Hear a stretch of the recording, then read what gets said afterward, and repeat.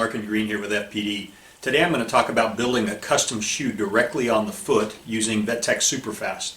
Now this is not a new application, but there have been enough variations that have stemmed from this basic urethane custom shoe application that I thought I would do a video on it. So we're going to talk about how to do it, we're going to talk about when to do it, when not to do it, and just as importantly, how to remove it. Too many people do damage removing adhesives too aggressively or without really knowing what they're doing. So just as importantly as proper application is proper removal. And if you do it right, you should be able to remove this without having any detrimental effects on the underlying structure at all. So we're going to talk about all of that, and but before that we'll talk about when to do it and when not to do it. So let's talk about situations where this application might be of value. Probably the most, in the most basic sense, this is an application for gaining some elevation, getting the foot off the ground a little bit, and also providing protection at the same time. So there's a lot of situations when that might apply. Probably the most common one is that there simply isn't sufficient hoof wall for any other option. And so we see that sometimes horn quality is so poor that it's not going to hold a nail. Sometimes the horses can't take the concussion of nailing shoes.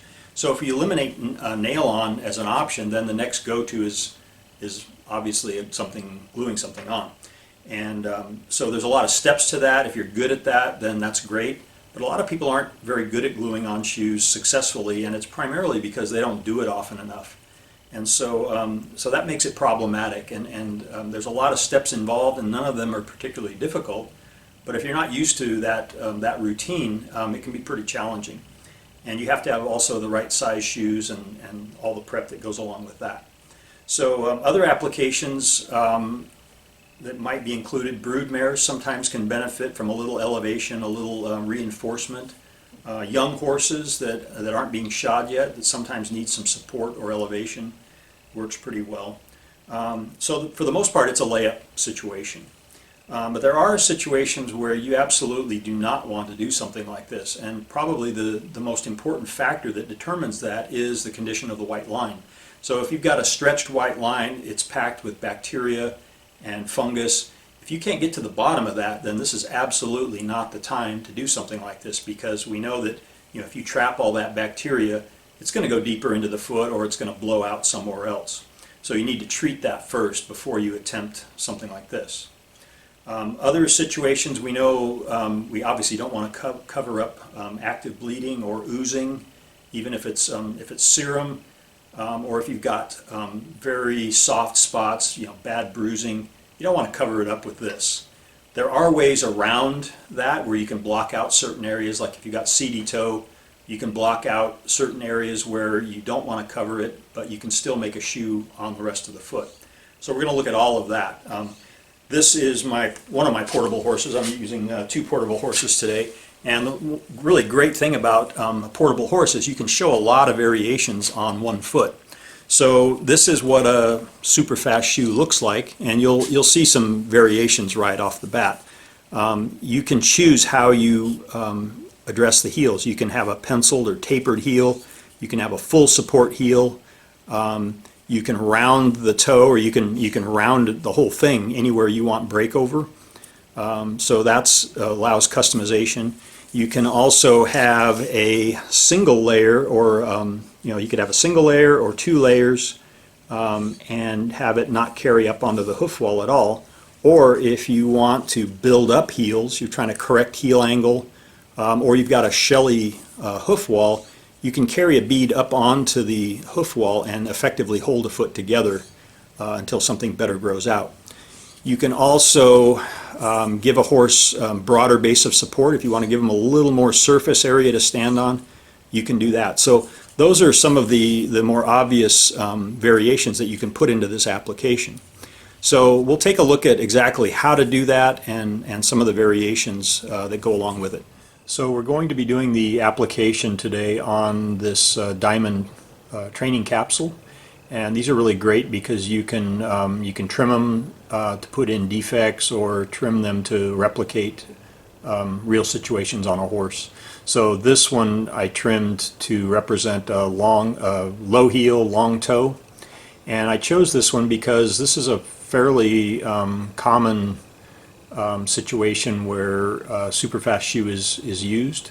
And a lot of times, of course, it involves broken out walls because of the flares from the low heels. But the reason I chose this is because it allows me to show doing a heel buildup at the same time as making the shoe.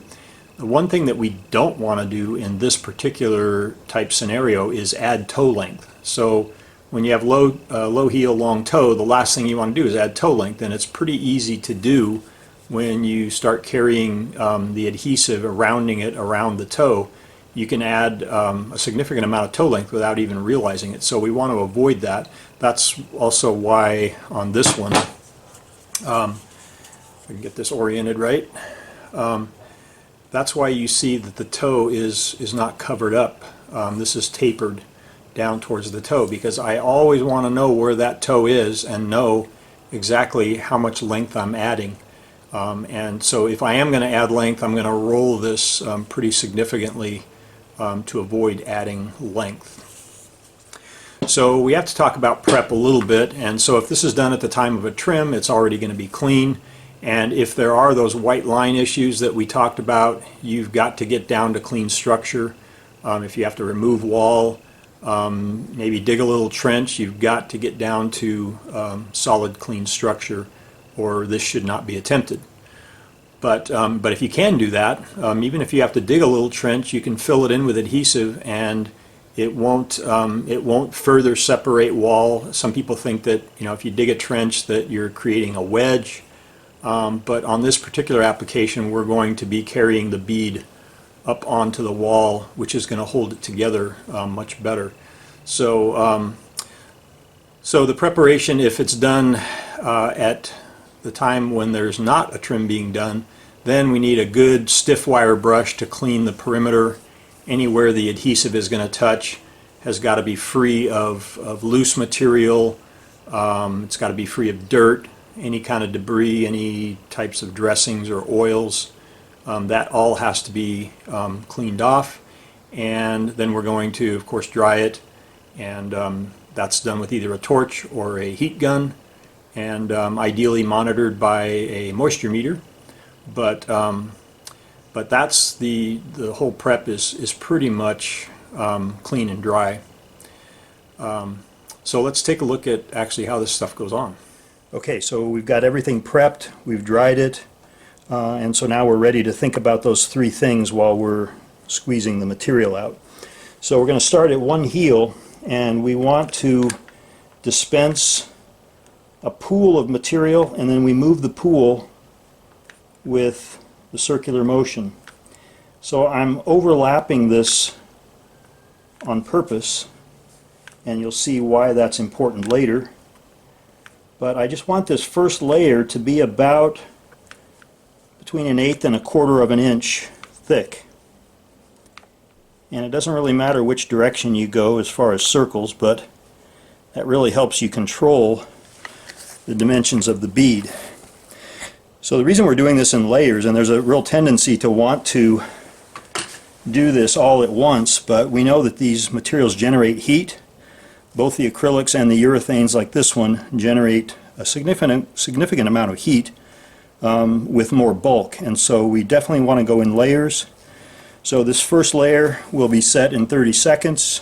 It'll be weight bearing in about 2.5 minutes, and then that first layer will act as a heat barrier. So then we can put a thicker layer on top and not worry about transferring heat to the foot. Okay, so after each layer we want to analyze what we've done. So there's a couple things that you can see right off the bat, and fortunately this is a pretty forgiving application, so you can correct any mistakes that you make. You can see that on the left side we've covered the clean out. We've got good heel coverage, but we've also encroached onto the frog, so we'll want to remove that either before the next layer or after, doesn't really matter. But we've also sort of missed this right heel, and so sometimes that's a good place to start. with a generous pull right there at the heel, so we know we get heel support. So these are things that you have to look at. You also want to sight this just like you would on a live horse, and you can see that the right side's a little bit thicker, but for the most part it's a fairly even layer. You can compensate for that. You can either leave that and try and do a little bit thicker layer on the left side to match the right side, but you can also just hit it with a rasp to knock off the high spots before the second layer. But here's the thing I really wanted you to see, and that overlap. The overlap is really important because if you're going to be making a bead up onto the hoof wall, you want to do that on the ground, and it really helps if you have that ledge so that you can actually hang this bead on that ledge, and so it won't slump down to the ground as much. So that's a really, really helpful way to help you on this this cuff bead without having it slump down to the ground and creating an uneven seam. So this will be fairly seamless from the bottom surface up onto the hoof wall. There won't be a seam at all. And so those are the things you want to look at with your first layer. And so we'll address that and then go for the second layer. Okay, so we're ready for our second layer. You'll notice that we've addressed the clean out here on this heel. We're going to have to add a little bit more over on this side. And we've also knocked off all the high spots with a rasp. So the same thing applies that applied to the first layer, except we're going to make the circles a little bit bigger to overlap this first layer. So it should look something like this.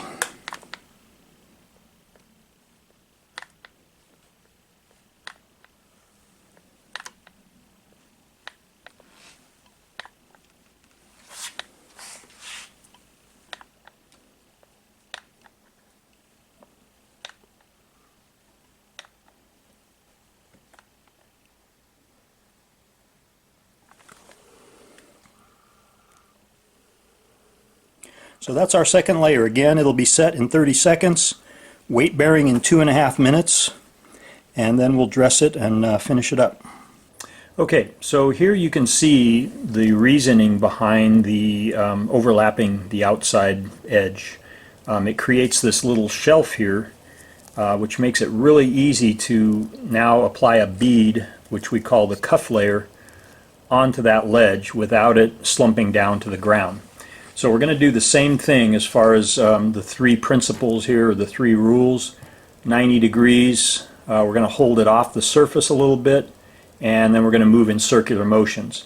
And since the camera's a little bit in the way here, I'm going to have to rotate this, but this is what it looks like.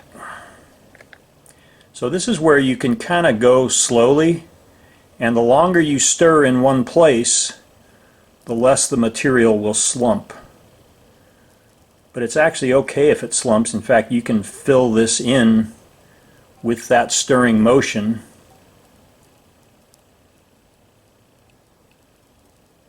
Now, having said that, there are some people that can actually just go along and, you know, run a bead like this, and that works. But the circular motion is what really gives you the control over the bead. So here you can also see, and I think I'm running out of mix tip time here, but you can see that, as I said before, it's pretty easy to add a lot of toe length. And so, you know, that's kind of ugly. You get the idea, and we'll rasp that up, and it'll look pretty nice. All right, so we've rasped this up, and I'm going to show it to you here up close. So this is what it looks like. So we've got good heel support, we've got clean out on both sides, we've got a nice rolled toe here. So even though we've added a little bit of toe length, we've rolled it, and so that's going to help ease breakover. We also have the continuous cuff layer here. It goes all the way around. And you can vary the height of that, of course. but that's a really strong package with no seams, and it should hold this foot together quite well. If you'll notice, when I mentioned earlier about overlapping with the second layer, that helps create a lip or an undercut, which helps facilitate holding a pour-in pad material in. But I'm going to show you another way to actually do a better job of creating that undercut to hold a liquid pour-in in. And we'll take a look at a couple other variations as well.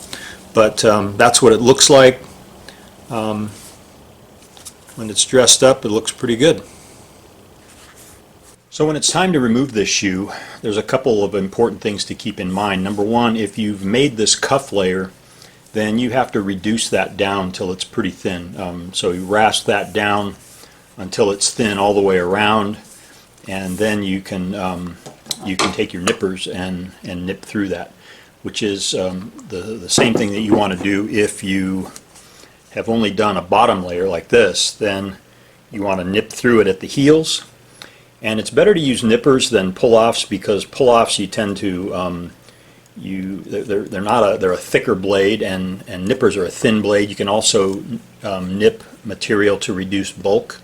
So in this case, nippers are really better. So once you get through that at the heel, you can usually just gently work it off.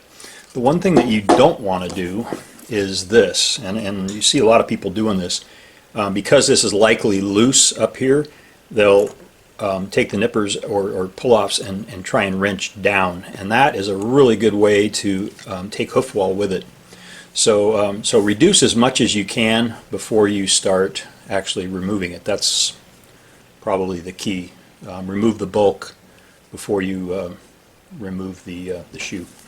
So when we're making a super fast shoe, we really have to pay attention to a few things. First of all, we have to know when to do it, when not to do it. Preparation, of course, is always important. It's where you should spend most of your time. And then we want to go in layers. We don't want to apply a lot of adhesive to the foot all at once. And then removal is just as important as application. So you want to be careful, take your time removing these types of things so that you don't have a negative effect on the foot. Anyway, that's how I do it. I hope it helps you find your way.